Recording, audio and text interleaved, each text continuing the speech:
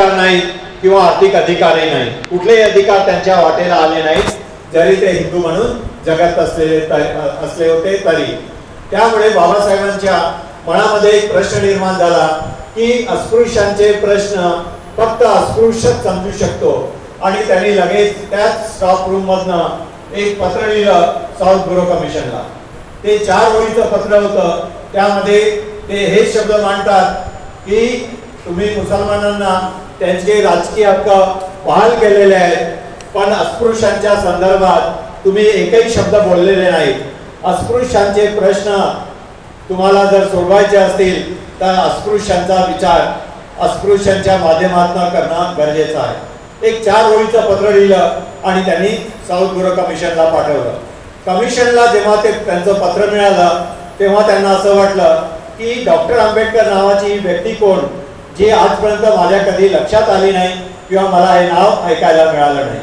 तर त्यांनी आपल्या सेक्रेटरीला सांगितलं की या व्यक्तीला तुम्ही मला भेटायचं आहे, तुम्ही 5 मिनिटाची वेळ द्या आणि त्यांना बोलवून घ्या. ही वेळ तारीख निश्चित करण्यात आली, वेळ निश्चित करण्यात आली आणि बाबासाहेबांना ते पत्र देण्यात आलं. जेव्हा बाबासाहेबांना कमिशनचं पत्र मिळालं तेव्हा त्यांना फार आनंद झाला की बा कमीत कमी साऊथ ब्युरो कमिशननी माझ्या त्या लहानशा पत्राची दखल घेतलेली आहे. कारण मी काही तेव्हा म्हणजे डॉक्टर बाबासाहेब काही तेव्हा राजकीय पुढारी नव्हते किंवा समाजामधलं नेतृत्वही त्यांच्या वाटेला आलं नव्हतं, पण त्यांच्या त्या 4 ओळीच्या पत्राने साऊथ ब्युरो कमिशननी दखल घेतली आणि त्यांना इंटरव्ह्यू करता बोलवलं. बाबासाहेब ठरलेल्या वेळेनुसार त्यांच्याकडे गेले. कमिशनच्या जिथे बसलेले होते त्या रूममध्ये गेले. कमिशनच्या बरोबर 5 लोक बसलेले होते.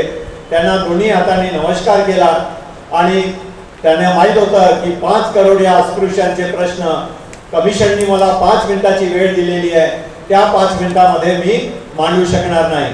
आणि म्हणून त्यांनी तो संपूर्ण निवेदन त्यांनी लिहून आणलेलं होतं आणि ते कमिशनच्या पुढे ठेवत असताना म्हणतात की धन्यवाद, तुम्ही मला बोलावून घेतलं त्याकरता मी तुम्हाला पुनश्च धन्यवाद देतो, पण माझी जनता जी आहे त्यांची लोकसंख्या 5 करोड आहे आणि या 5 करोड लोकांचे प्रश्न मी तुम्हाला 5 मिनिटांमध्ये सांगू शकत नाही, म्हणून ते लिहून आणलेले आहेत आणि ते मी तुम्हाला देतो आहोत. तुम्ही तुमच्याजवळ वेळ नाही, मला याची जाणीव आहे, पण जेव्हा तुम्हाला वेळ मिळेल हे तुम्ही वाचून घ्यावं आणि अस्पृश्यांच्या संदर्भात विचार करावा, ही एक विनंती त्यांना केली आणि ते निवेदन ठेवलं आणि परत जायला लागले. कमिशन अवाक झाले की बा ही व्यक्ती मी ज्यांना बोलायला बोलवलेलं आहे, इंटरव्ह्यू करता बोलवलं आहे, 5 मिनिटाची वेळ दिलेली आहे, पण 2 मिनिटांमध्ये आपलं ते संभाषण आटोपतात आणि परत जायला निघतात. त्यामुळे कमिशननी त्यांना थांबवलं, रीतसर बोलावून घेतलं, कारण ते तेव्हापर्यंत गेटच्या जवळपास पोहोचून गेले होते आणि त्यांना बसायला सांगितलं. त्यानंतरच बाबासाहेब चेअरवर बसले त्या कमिशनच्या पुढे आणि मग कमिशन म्हणाले की बघा आमच्याजवळ इतका वेळ नाही आहे, तुम्ही हे 10-12 पेजेस लिहून आणलेले आहे एवढं वाचायला, तेव्हा तुम्ही एक काम करा की याचं एक ब्रीफिंग आम्हाला करून द्या. बाबासाहेबांनी बसल्यानंतर परत त्यांना दोन्ही हातांनी नमस्कार केला, धन्यवाद दिलं आणि ते ब्रीफिंग करायला लागले. ते म्हणतात की 5 करोड लोकांचे प्रश्न, हे 5 करोड जे लोक आहेत ते हिंदू म्हणून या देशात जगत आहेत आणि राज्य ब्रिटिशांचं आहे, पण तुम्ही बाकीच्या इतर हिंदूंना त्यांचे राजकीय अधिकार त्यांना बहाल केलेले आहेत, त्यांना मतदानाचा अधिकार दिलेला आहे, निवडणुकीत उभं राहण्याचा अधिकार दिलेला आहे, पण आम्हाला अस्पृश्यांना तुम्ही कोणतेही अधिकार दिले नाहीत. 1909ला तुम्ही मुसलमानांना हे अधिकार दिले, पण अस्पृश्याच्या संदर्भात तुम्ही अजिबात विचार केला नाही. आणि अस्पृश्यांची स्थिती सामाजिक, आर्थिक आणि राजकीय कशी आहे हे त्यांनी पूर्ण विश्लेषणात्मक दृष्टीने त्यांना पटवून द्यायचा प्रयत्न केला आणि कमिशन निमूटपणे ऐकत बसले. जवळजवळ 1 तासभर बाबासाहेबांचं म्हणणं त्यांनी ऐकलं आणि ते म्हणाले की आम्ही तुमचं म्हणणं सगळं ऐकलं आहे, यावर निश्चितच आम्ही विचार करू. आणि ते म्हणाले की परतही तुमच्याबरोबर भेट घ्यायची वेळ आली तर आम्ही निश्चित तुम्हाला कळवू. आणि मग त्यानंतर बाबासाहेब निघून आले आणि तुम्हाला सांगतो की तो 1919ची ती जर्नी आमच्या प्रत्येक अस्पृश्यांची, म्हणजे इथे बसणाऱ्या सगळ्या लोकांचीच नव्हे, आज जे 12-13 करोड लोक आहेत ज्या स्वतःला बौद्ध समजतात त्यांच्या आयुष्यातला 1919चा तो एक टर्निंग पॉइंट होता की त्यावेळेस साऊथ ब्युरो कमिशननी आम्हाला मतदानाचा अधिकार दिला. निवडणुकीत फक्त मतदान करण्याचाच अधिकार दिला नाही तर निवडणुकीमध्ये उभं राहण्याचाही अधिकार दिला. आणि तो एक टर्निंग पॉइंट राजकीय दृष्ट्या आमच्या आयुष्यात आला. जरी ते 10 वर्षाकरता असले ते अधिकार तरी ते मात्र आमच्या आयुष्यातले एक परिवर्तनाचं ते संकेत होतं असं मी नेहमी आवर्जून सांगत असतो.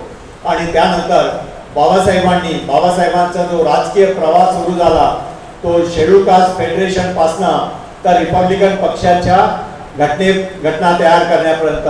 आता या सगळ्या प्रवासाचं मी वर्णन करणार नाही कारण याला बराच वेळ लागेल कारण हा माझा विषय आहे. ऑलरेडी माझं एक पुस्तक प्रकाशित आहे political philosophy of doctor Ambedkar. कधी तुम्हाला मिळालं तर वाचा. म्हणजे बाबासाहेबांचे राजकीय विचार काय होते आणि कशा प्रकारे समाजाच्या दृष्टीने ते महत्त्वाचे होते हे तुम्हाला कळेल. आज मी ते तुम्हाला सांगणार नाही. पण याच नागपूर शहराचं आज आम्ही इथे ही रिपब्लिकन फेडरेशनच्या माध्यमातून का ही निर्धार सभा घेतो कारण का गरज पडली आहे याची, का हा फेडरेशन शब्द आला. मागच्या वेळी सुद्धा असा एक प्रयोग झालेला होता 2007 मध्ये. त्यावेळी असं चित्र होतं की 2007च्या पूर्वी या नागपूर शहरामध्ये रिपब्लिकन पक्षाचे मेयर होते. त्यामध्ये अनेक लोकांचं नाव घेता येईल. तेजराम शेमकुवर, सखाराम पंत मेश्राम, रामरतन जानोरकर हे सगळे रिपब्लिकन पक्षाचे मेयर याच नागपूर शहरामध्ये राहिलेले आहेत. अनेक स्टँडिंग कमिटीचे चेअरमॅन या रिपब्लिकन पक्षाने दिलेले आहेत. मग ही अधोगती राजकीय दृष्ट्या कशी झाली. 2007ला या शहरामध्ये फक्त एक रिपब्लिकन पक्षाचा नगरसेवक होता आणि जवळजवळ 10-12 BSPचे नगरसेवक होते. BSPला रिपब्लिकन पक्षाची नांगरलेली जमीन मिळाली होती त्यामुळे BSPला फक्त थोडंसं पाणी घालायची गरज पडली आणि ती नांगरलेली रिपब्लिकन पक्षाची जमीन BSPनी वखरली आणि त्याचा आपलं झाड उभं करण्याचा प्रयत्न केला. लोकांनी त्याचाही स्वीकार केला. रिपब्लिकन पक्षाची दुर्गती झाल्यानंतर जे बहुजन समाज पक्षाच्या माध्यमातून जे राष्ट्रीय चळवळ उभी झाली होती त्या राजकीय चळवळीला नागपूरच्या लोकांनी तन-मन धनाने स्वीकारलं आणि BSPच्या मागे गेले. पण जे रिपब्लिकन पक्षाचं चित्र झालं तेच 2007 पर्यंत BSPचं सुद्धा बघायला मिळते आहे.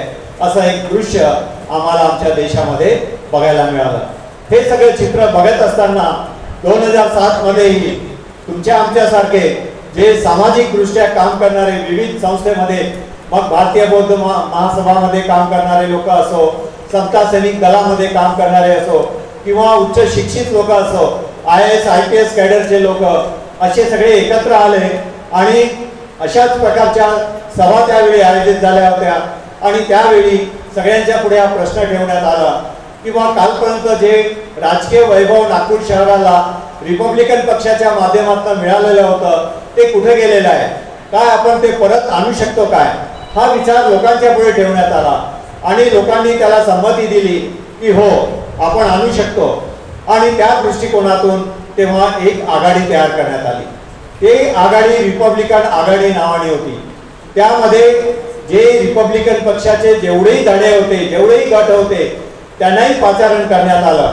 इव्हन BSPला सुद्धा आमंत्रित करण्यात आलं होतं. पण BSPनी त्यावेळी हात वर केले होते आणि स्पष्ट सांगितलं होतं की आमचा राजकीय पक्ष आहे आणि या कॉर्पोरेशनच्या निवडणुका आहेत त्यामुळे आम्हाला आमच्या केंद्रीय नेतृत्वाचा विचार घेणं महत्त्वाचं आहे. त्यांच्या विचारानेच आम्ही काय ते नंतर ठरवू आणि तुमच्या बरोबर यायचं की नाही हे आम्ही तुम्हाला नंतर सांगू. आणि शेवटपर्यंत ते काही या रिपब्लिकन आघाडीमध्ये आले नाही.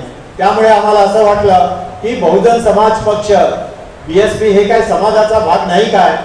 मग रिपब्लिकन पक्षाला त्याची जाणीव असणारे किंवा रिपब्लिकन पक्षाला इमोशनली लोक आपल्या रक्तात म्हणजे दडपणारे याच लोकांचा पक्ष आहे काय किंवा हाच एक समाज आहे काय असा एक विचार ठेवून त्यावेळी या छोट्या मोठ्या गटांना सगळं एकत्रित करून ती एक आघाडी तयार झाली. आणि आघाडी तयार करून रिपब्लिकन आघाडीच्या नावाने आम्ही लोकांच्या पुढे गेलो. एक नगरसेवक होता, त्यावेळी लोकांनी आम्हाला भरभरून सहाय्य केलं, तन मन धनाने सहाय्य केलं. अनेक नगरसेवक असे होते ज्यांना आम्ही तिकिटा दिल्या होत्या, ते आपला खर्च करू शकत नव्हते. त्यांना आम्ही एक कलेक्टिव्ह फंड तयार केला होता आणि त्या फंडातनं आम्ही त्या नगरसेवकाचा खर्च केला आणि जवळजवळ 13 नगरसेवक आम्ही त्यावेळी निवडून आणले. तर ही एक मोठी जमेची बाजू होती. फक्त काही चुका त्यावेळी झालेल्या असतील आमच्या हातून. आता चुका शब्द मी एवढ्या करता वापरतो आहोत कारण बाबासाहेबांचा विचार शिकवत असताना आंबेडकर थॉट्समध्ये 25 वर्ष मी पीजीला शिकवलेला आहे आणि इथे बरेचसे माझे विद्यार्थी उपस्थित आहेत. तेव्हा माझ्यापुढे नेहमी एक प्रश्न उपस्थित झाला की बाबासाहेब त्या काळामध्ये एकटे होते आणि वेगळ्या वेगळ्या अँगलनी पुढे जात होते, तरी प्रत्येक अँगलमध्ये ते का यशस्वी झाले? त्यांना काही त्यावेळी समाजाने इतकं सपोर्ट केला नव्हतं. एक ते पार्लमेंटमध्ये बोलायचे, एक तर परराष्ट्र धोरणावर बोलायचे, आर्थिक धोरणावर बोलायचे, सगळ्या धोरणावर ते बोलत होते आणि लिखाणही करत होते. इतके शत्रू त्यावेळी त्यांचे होते, तरी ते यशस्वी का झाले? याच्या जेव्हा संशोधन करायला लागलो तेव्हा त्या संशोधनाच्या अंती मला एक विचार प्रामुख्याने मला मिळाला आणि तो म्हणजे की बाबासाहेब प्रत्येक अँगलनी यशस्वी एवढ्या करता झाले कारण त्यांच्याजवळ नीतिमत्ता होती. जर त्यांच्याजवळ नीतिमत्ता नसती तर ते यशस्वी होऊ शकले नसते. तर या नीतिमत्तेला आम्ही 2007च्या निवडणुकीमध्ये थोडंसं लिबरल केलं आणि जे नगरसेवक ज्यांना आम्ही उभं केलं, ज्यांना तिकिटा दिल्या, त्यांच्याकरता तनमन धनाने आम्ही मदत केली, पैसाही दिला आणि त्यांना निवडूनही आणलं. पण हे आजचे जे तुम्ही बघता की जे खोक्याचं राजकारण आज दिसतंय तुम्हाला, आम्हाला कधी स्वप्नातही असं वाटलं नव्हतं की त्यावेळी हे आम्ही निवडून आणलेले नगरसेवक या खोक्याच्यामुळे हे विकल्या जातील. आणि ते दृश्य आम्ही आमच्या डोळ्यांनी बघितलं की त्यामधनं बीजेपीला सरकार बनवायचं होतं, मेयर बनवायचं होतं आणि त्यांनी या 13 नगरसेवकांना खोके देऊन विकत घेतले. तर ती आमची अडचण झाली कारण या नगरसेवकांच्या मध्ये नैतिकता आहे किंवा नाही हे आम्ही त्यावेळी जोपासू शकलो नाही किंवा बघू शकलो नाही आणि ते फार महत्त्वाचं होतं असं आज आम्हाला वाटत आहे. त्यामुळे आज रिपब्लिकन फेडरेशन बनवत असताना जे काही आमचे सुरुवातीला थोडे लोक असतील, पण जे विचार करणारे, चिंतन करणारे, समाजामध्ये वावरणारे असे लोक आमच्यामध्ये होते आणि समाजामध्ये जाऊन समाजाच्या लोकांचा फीडबॅक घेऊन ते जेव्हा या विषयावर चिंतन म्हणून करायला लागले तेव्हा त्यांच्या समोर हा प्रश्न आला की यावेळी मात्र ती चूक आपण करायची नाही. नगरसेवक किंवा कॅन्डिडेट निवडताना किंवा त्यांना तिकीट देताना त्यांची नैतिकता जोपासणं फार गरजेचं आहे, त्यांचं कॅरेक्टर जोपासणं आवश्यक आहे. हा एक विचार आमच्या पुढे आला आणि त्याला आम्ही मान्यता दिली की निश्चितच या विषयावर आपण पुढे जाऊ, त्या विषयाला घेऊन आणि नंतर कमी नगरसेवक निवडणुकीमध्ये आम्ही उभे केले तरी चालतील, पण ते प्रामाणिक असायला पाहिजे. समाजाच्या प्रती ते प्रामाणिक असून समाजाचं कार्य जे करायचं आहे ते त्यांनी हाऊसमध्ये गेल्यानंतर त्याच पद्धतीने त्याची मांडणी केल्या पाहिजे. याकरता जर त्यांना शिकवायची गरज पडली, त्यांना ट्रेनिंग द्यायची गरज पडली तर आम्ही तयार आहोत. आम्हाला वेगळ्या जास्त फॅकल्टीची बाहेरून बोलवायची गरज नाही कारण आम्ही सक्षम आहोत. तर या दृष्टिकोनातून आम्ही हा सगळा विचार केला आणि बाबासाहेबांचं कधी काही त्यांच्यावेळी जे स्वप्न होतं की पॉलिटिकल स्कूल आपली असायला पाहिजे जेणेकरून आपण जे कॅन्डिडेट निवडणुकीमध्ये उभे करू त्या कॅन्डिडेटला आपण हाऊसमध्ये किंवा संसदेमध्ये किंवा विधानसभेमध्ये समाजाचे प्रश्न कसे मांडावे, कशी ती मांडणी करावी हे आपण त्यांना शिकवू जेणेकरून त्या पद्धतीने ती मांडणी करतील आणि समाजाच्या प्रश्नाला वाचा फोडू शकतील. तर हा एक दृष्टिकोनही आमच्या पुढे आहे. असे अनेक प्रश्न आहेत आणि त्या माध्यमातून नवीन यंग मुलांना आम्ही पुढे आणू आणि एक नवीन लिडरशिपही आम्ही निर्माण करू या माध्यमातून. आणि या फेडरेशनचा हा जो शब्द आहे रिपब्लिकन शब्दामध्ये आमची आत्मीयता जुळलेली आहे, आमच्या इमोशनल आहे, त्यामुळे आम्ही या रिपब्लिकन शब्दाला टाळू शकत नाही. बऱ्याचशा लोकांनी आम्हाला बहुजन हा शब्द घाला, बहुजन रिपब्लिकन ऍड करा असे बरेचसे वेगळे वेगळे सजेशन दिले, पण आम्ही फेडरेशन आणि रिपब्लिकन या दोन शब्दाला आणलं. त्याचं एक फेडरेशनचं मी तुम्हाला उदाहरण देऊ इच्छितो की 14 ऑक्टोबर 1956ला जेव्हा बाबासाहेबांनी एक धार्मिक क्रांती, जी मानवी कल्याणाची क्रांती होती, जगातली भगवान बुद्धांच्या क्रांतीनंतरची मोठी क्रांती, ती याच नागपूर शहरामध्ये झाली. आणि त्या क्रांतीमध्ये फक्त विदर्भातले किंवा महाराष्ट्रातले किंवा अस्पृश्य समाजातलेच लोक उपस्थित नव्हते, तर मोठ्या प्रमाणात बंगाल आणि पंजाबमधनं सुद्धा लोक आले होते. तर पंजाबमधनं जे लोक आले होते ते लोक जेव्हा त्यांनी बाबासाहेबांचं या धर्मांतरांचा सोहळा बघितला, त्यांचं ते भाषण ऐकलं आणि जेव्हा ते आपल्या राज्यांमध्ये परत गेले, तेव्हा त्यांचे आई वडील असेच खालच्या दर्जाचे काम करायचे होते. स्वीपरचं काम, भंगीचं काम, रस्ते स्वच्छ करायचे काम, अशा प्रकारचे ते कामं करत होते. त्यावेळी आपला देश म्हणजे ही 56ची बाब आहे आणि स्वातंत्र्य होऊन काही जास्त वेळ झालेला नव्हता. त्यामुळे ब्रिटिशांनी त्यांच्या देशामध्ये येण्याकरता विसाची जी प्रोसेस आहे ती फार लिबरल केली होती.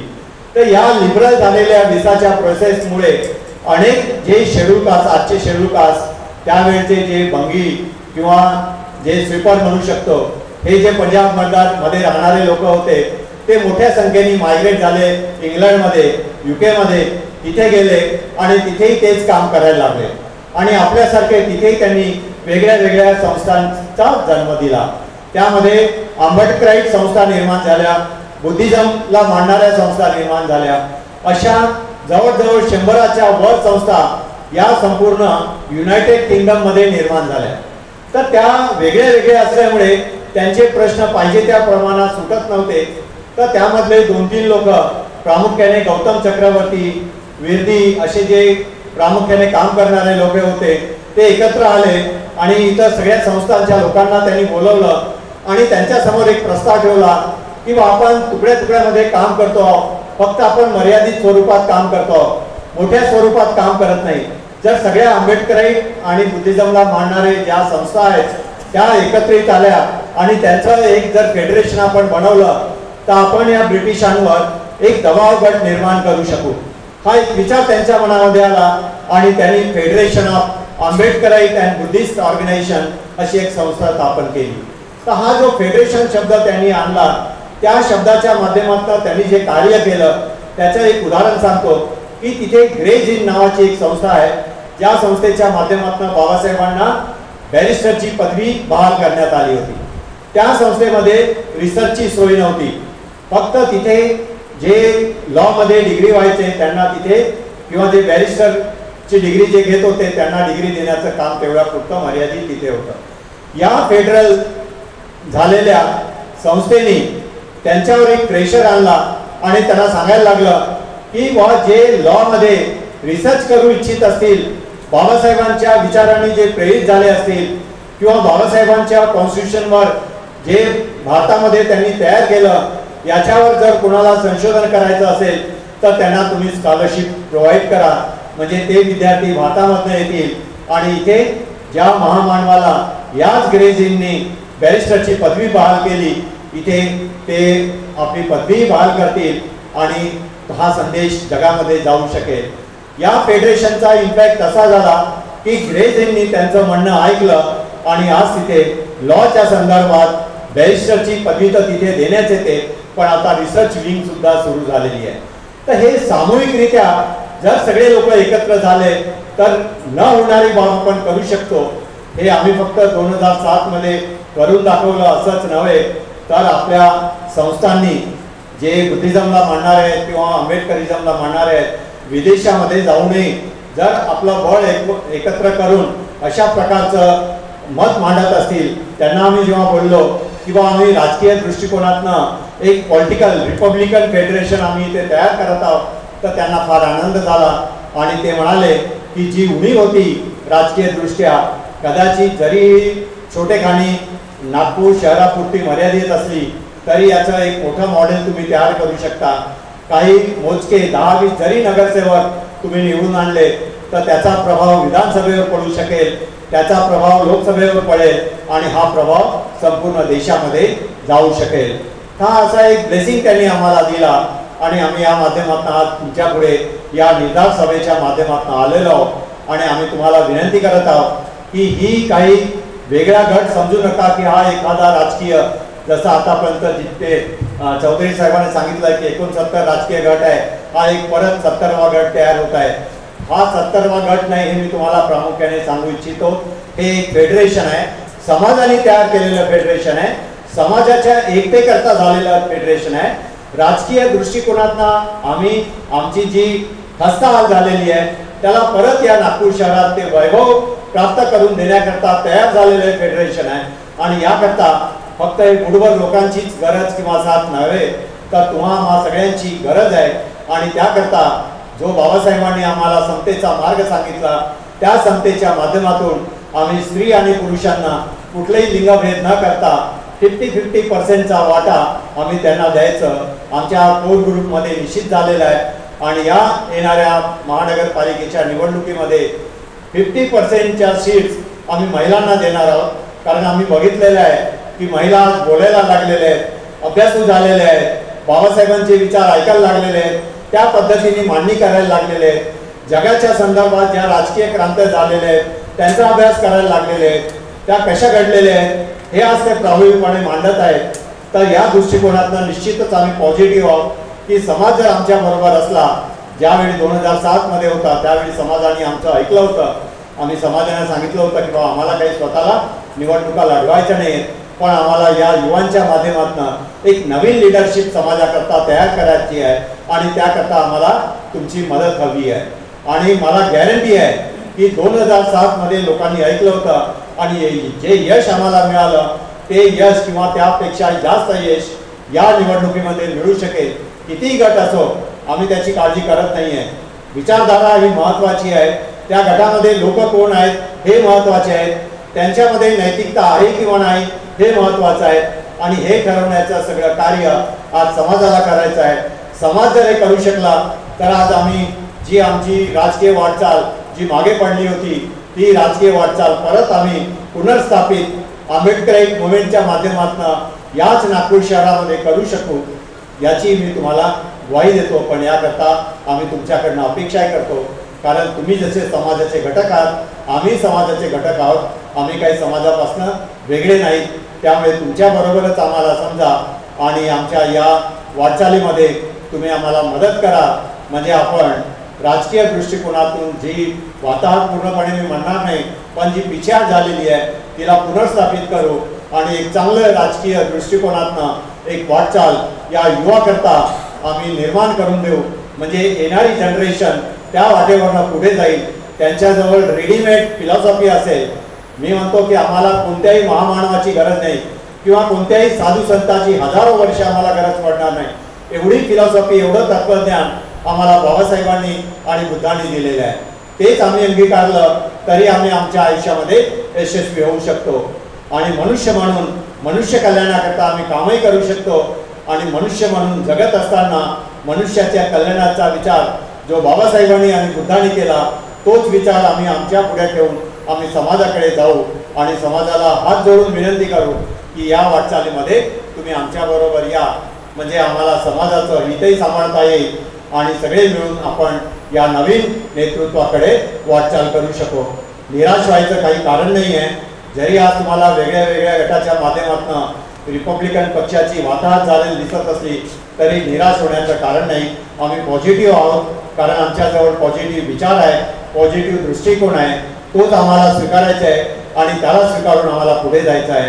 ही एक अपेक्षा मी तुमच्याकडनं करतो आणि मी माझं ते 2 शब्द मी इथेच संपवतो. जय हिंद.